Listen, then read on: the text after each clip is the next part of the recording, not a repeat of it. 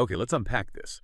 We've all, I think, been sort of conditioned to believe that feeling good, joy, peace, that sense of contentment is an achievement. It's the reward you get for grinding harder or finally fixing everything that feels broken in your life. But what if that whole idea is, well, just exhausting and maybe even backward?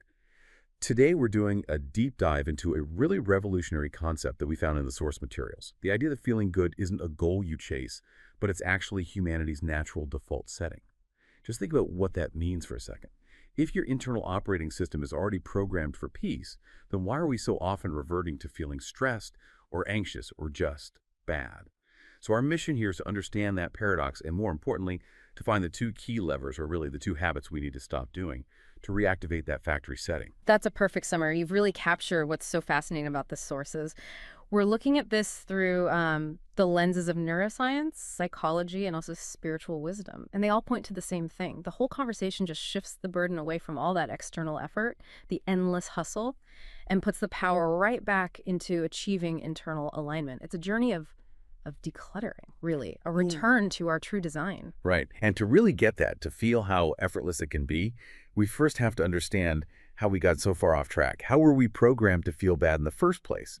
It all starts with this contrast between our natural state and our conditioned state. Let's just use the analogy of an infant, a baby. They wake up and they're just smiling. They're totally present. There's no worry about the future, no regret about the past. They don't compare themselves to other babies. Their mind is, essentially empty of judgment. It's quiet, and it's incredibly light. That's the pure, natural state we all start with. And that word, lightness, that's the key metric here. Because as that mind grows up and starts dealing with society and culture, well, the conditioning starts. The world, through parents, school, media, it implicitly teaches the mind three things. You have to think more, you have to worry, and maybe the most damaging one of all, you have to constantly compare yourself to others. And that's the moment it all flips. Yeah. The mind that was naturally empty and like buoyant, it just gets heavier and heavier, weighed down by anxieties that aren't even ours. So the one thing the mind truly needs for well-being is just lightness. The complete opposite of being weighed down by all that stuff. Precisely. And this is so transformative because it reframes what suffering even is. The heaviness, this mental burden of constant chatter and comparison, that is what forces the operating system to switch. The original design was the feel-good default, but all these heavy external inputs, they change the system's output to feel bad. It's a structural change caused entirely by outside programming, not a flaw in the original design. That framing implies the real work isn't this huge task of creating happiness, but something much simpler. It's about undoing the damage from all that programming. Which brings us to the really fascinating part, how modern science and this sort of spiritual truth are now saying the exact same thing. It is remarkable. They're so synchronized, which suggests we're tapping into something universal. Let's start with the hard data from neuroscience. The sources present this pretty shocking statistic that validates this whole idea. A staggering 90% of all our negative thinking comes from conditioning, from these old repetitive thought patterns. It doesn't come from what's actually happening in reality. Whoa, wait a second. 90%. I have to stop on that because if 90% of my stress is just manufactured, that leaves only 10% for real threats. So how do we, as learners, distinguish between that 10%, the actual signal that needs action, and the 90% that's just noise? That is the critical distinction. That's what this is all about. The 10% is what you'd call adaptive thought. It's instant, it's clear, and it's relevant to right now. A car is swerving towards you, or you remember a deadline that's today. It's a light thought that triggers a necessary action. The 90%, that's the rumination. It's the thought that loops for hours, replaying a mistake or imagining a catastrophe. It's heavy, it's repetitive, and it paralyzes you. Neuroscience suggests this 90% is mostly rooted in the brain's default mode network. It's the part that kicks in when we're not focused on something else. And it just loves to run these old, inefficient programs, the worry, the judgment. They're just mental habits. The heaviness you feel is literally the energy cost of running those habits for no good reason. So the problems we feel are mostly just software bugs, creating distress when there's no actual danger. That is a huge aha moment for anyone who feels constantly overwhelmed. Exactly. And then if you move from the brain to psychology, the field offers a very similar idea. It focuses on the quality of that mental space. Psychology basically says that an empty, unoccupied mind is the most peaceful and also the most creative state. When the mind isn't burdened by all that 90% chatter, It has enormous cognitive capacity. And for a learner, for you, someone who values efficiency, a quiet mind is the best tool you can possibly have. You can absorb ideas, you can solve problems without that static of an internal argument running all the time. The efficiency comes from just ending the internal resistance.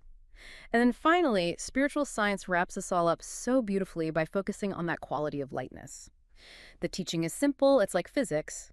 If you work to lighten the mind, to empty it of the heavy thoughts, then light or clarity just fills that void automatically. It's like a vacuum principle. This is captured in a quote from Gurudev in the source material. If the mind is pure, nothing in the world is impure. That purity, that lightness, that's the direct connection back to our original default state. It means that the impurity we see in the world isn't an external reality. It's just a reflection of our own heavy, cluttered internal state. So if the solution is really just about removing the clutter, not adding more complexity, let's distill this into something actionable for you, the listener. First, let's redefine the goal. The feel-good default setting is that state where your mind just feels good without any effort, no maintenance plan, no checklists. Which leads to the really revolutionary part, the non-action plan. To get to this effortless state, you don't have to do a dozen new things. The whole process is about being willing to stop doing two very specific things that create all that heaviness. Okay, 2 habits. These are the main architects of the feel-bad setting. Let's start with the first one. Just that constant mental chatter. Why is overthinking such a heavy burden? The first habit to remove is overthinking. It's so heavy because of the sheer energy it consumes. Overthinking isn't problem solving. It's mentally chewing on a problem you can't solve right now. It's the running commentary, the dread loops. The physical feeling of heaviness is your body responding to the cortisol from these imaginary threats. Removing it just takes a firm decision to stop the loop when you notice it. That makes so much sense. It's the difference between using a thought to build a bridge and just pacing back and forth under it.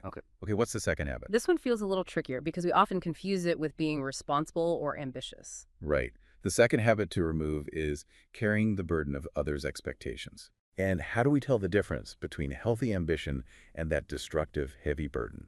The distinction is that core metric again, weight. Healthy ambition feels light. It motivates you, it gives you direction, and it comes from inside you. Carrying the burden of expectations, though, is a heavy thought.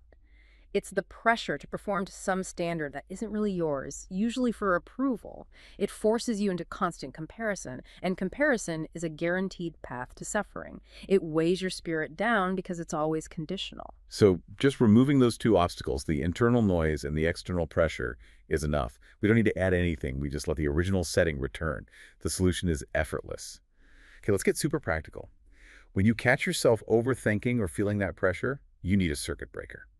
The sources offer a simple 1-minute tool. It's called the default reset tool. And this tool is designed to be a pattern interrupt.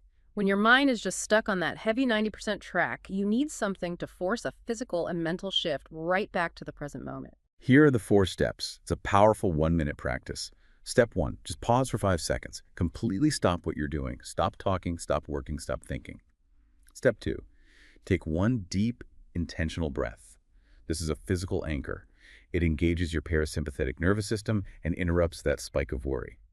Step 3, tell yourself out loud or just in your head the specific phrase from the source material. We're going to use it as intended because it has a specific function. Buddha Masu's Karna Band. The translation is, stop feeling bad, but the power is in the instruction itself. And let me jump in on why we use that specific phrasing. In English, if you tell your analytical mind, stop feeling bad, your inner critic immediately says, but I have reasons to feel bad.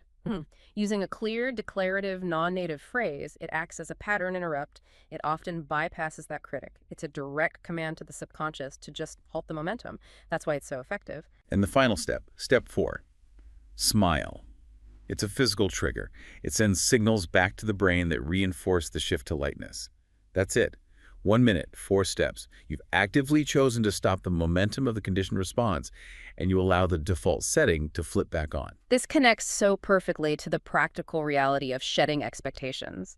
We often see it as a necessary evil. The anecdote about the woman striving for perfection, it just illustrates the huge cost of this heavy internal standard. Right, this woman was defined by her pursuit of perfection in everything. She was always stressed, always tense, just chasing this impossible ideal, the perfect job, the the perfect home. She lived in this perpetual state of effort, which, as we've discussed, is often an internalized expectation from the outside world. And her breakthrough came from self-inquiry. She paused her striving, like in step one of the reset tool, and she asked herself this one profound diagnostic question.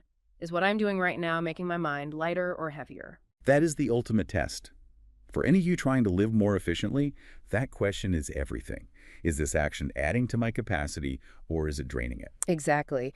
And she realized that striving for external perfection wasn't actually making her life better, it was making her mind incredibly heavy. She saw that the weight of the effort just canceled out any potential joy from the result. The insight was so simple and liberating.